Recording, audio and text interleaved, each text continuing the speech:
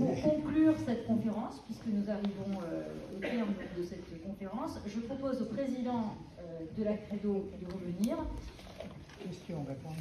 Non, mais avant, pardon, on va parler de l'Arménie 5 minutes. La conclusion pour mon père, c'est peut-être à vous de la faire. Mais une double conclusion où tu pourras parler un peu de l'Arménie et où le père Le Guen, est-ce que vous êtes d'accord? Un mot sur l'Arménie. Bon, vous savez que c'est le 1er siècle. Deux apôtres vont au 1er siècle, un siècle après Jésus-Christ, introduire le christianisme, Barthélemy et Thaddée.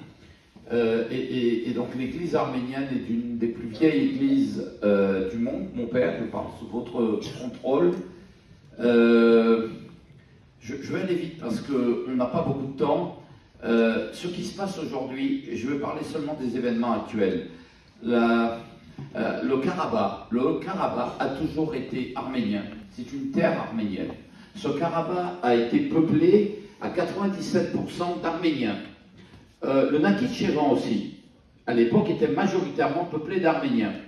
Et Staline, pour des raisons politiques, il voulait diviser pour régner, il l'a fait dans toute l'ex-Union soviétique, a remis à l'Azerbaïdjan le Karabakh, le territoire du Karabakh et le Nakhitchevan. Et aujourd'hui, le Nakhitchevan, très vite, s'est transformé, les chrétiens sont partis, c'est très vite devenu un territoire à 100% azéri, simplement le Karabakh restait chrétien. Alors la question de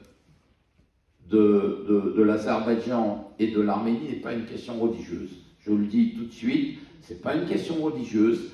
Le président azéri, je l'ai connu quand il était enfant. Quand je suis allé en Azerbaïdjan, j'ai fait un livre sur ce pays, sur le Caucase. Ils sont tous passés par les Komsomol. Les Komsomol, formateurs des communistes. Donc là, la religion et lui, ça fait deux. J'avais vu à l'époque aussi Etchibé. Et Etchibé, parce qu'ils voulaient... ils sont chiites. Et en fait, aujourd'hui, ils sont chiites et turcophones. Donc, aujourd'hui, il y a une inversion d'alliance. L'Azerbaïdjan s'est rapproché de la Turquie et la Turquie a aidé l'Azerbaïdjan à éradiquer toute présence chrétienne au Karabakh. Et c'est un drame. 120 000 Arméniens ont dû fuir il y a quelques mois le Karabakh, une terre qui a été constamment peuplée par des Arméniens, avec des églises, des monuments, des saints, avec toute une tradition éradiquée. Il n'y a plus un seul Arménien, peut-être quelques vieillards, dans le Karabakh. C'est une épuration ethnique. Et je veux, moi, me poser la question, qu'a fait l'Occident? Qu'a fait l'Europe? Qu'a fait le monde? Rien. Il n'y a plus d'Arméniens en Karabakh, dont la présence remonte à des millénaires et chrétiens depuis 2 millénaires, le 1er siècle après Jésus-Christ. On a éradiqué une présence et il n'y a pas eu de réponse internationale. Et Van der Leyen est allé signer avec Bakou et le tyran du Bosphore, pardon de devoir faire un peu de politique là-dessus, mais je suis en colère. Parce qu'en août, j'étais à quelques kilomètres du Karabakh. On avait, je représentais la région Île-de-France avec un convoi humanitaire. Et nous étions des élus. La maire de Paris était là, Anne Hidalgo, avec son convoi de la ville de Paris. Nous étions des élus de plusieurs régions de France. Xavier Bertrand était là. Le président du groupe LR au Sénat était là. Retailleau. Il y avait aussi la maire de Strasbourg et différents élus, droite et gauche. Et nous avons voulu forcer le blocus pour apporter des vivres à un territoire qui avait été mis sous blocus. Pas une nourriture ne passait. Les habitants mouraient de faim. Il y a eu un blocus totalement hermétique.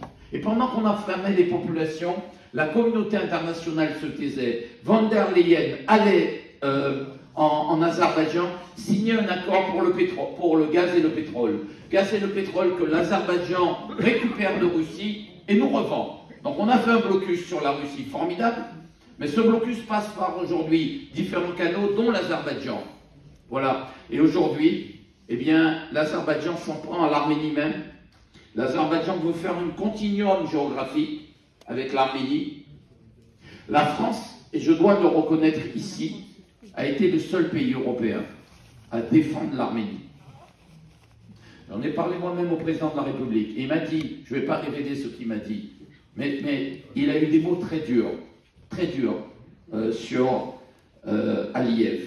Valérie Pécresse elle-même, quand elle est allée dans le Karabakh, c'est la dernière femme politique française à avoir franchi le blocus pour aller dans le Karabakh. Quand elle est revenue, Aliyev l'a menacée de mort. Vous voyez donc bien que ce tyran est aujourd'hui notre ami, entre guillemets, l'ami de l'Europe. C'est lui qui nous vend aujourd'hui du gaz.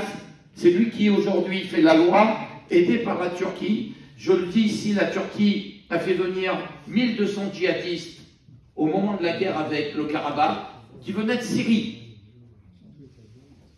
Des djihadistes islamistes.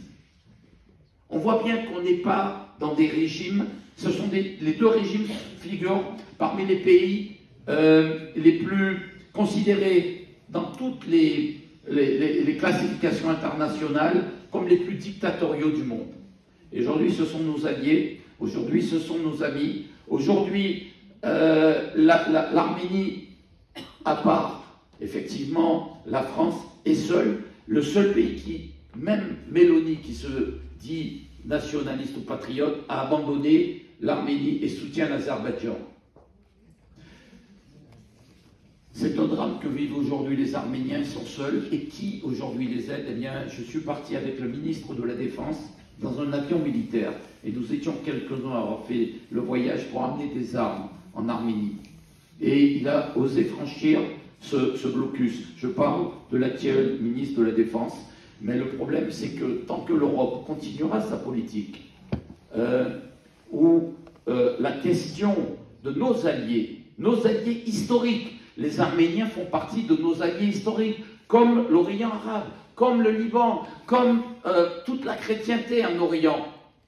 Tant que nous continuerons à nier cette réalité-là, nous ne pourrons pas retrouver, la France ne pourra pas retrouver le prestige qu'elle a eu. Quand on abandonne ses amis, on est aussi renié par ses ennemis. On ne pourra jamais retrouver, notre diplomatie ne pourra jamais retrouver la force qu'elle a eue dans le passé. Désolé pour mon émotion, mais je vis encore avec cette hantise, ces enfants que j'ai vus. J'étais en Arménie en 92, dans le Karabakh, quand les Azéris bombardaient à l'époque, et que je voyais la famine se répandre. Et à l'époque, les Arméniens avaient gagné et avaient réussi à faire reculer les Azéris. Et aujourd'hui, je me réveille, et je n'aurais jamais cru voir ça de ma vie. Je me réveille avec une terre sans Arméniens. Aujourd'hui, l'Azerbaïdjan détruit les églises, détruit les monuments arméniens, font de ces églises des mosquées.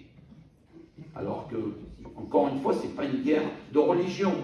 Mais ces églises aujourd'hui sont totalement transformées. L'Azerbaïdjan veut faire oublier toute présence arménienne et chrétienne dans cette région du monde. J'espère qu'un jour, notre diplomatie européenne se ressaisira. J'espère qu'un jour, on saura dire à tous ces tyrannos que l'Europe, c'est une puissance, pas seulement une puissance économique, ça doit être aussi une puissance politique, une puissance militaire, parce que nous avons besoin de cette voie européenne pour peser sur le monde et aller dans le sens, évidemment, de la défense de nos amis et de nos intérêts. Merci.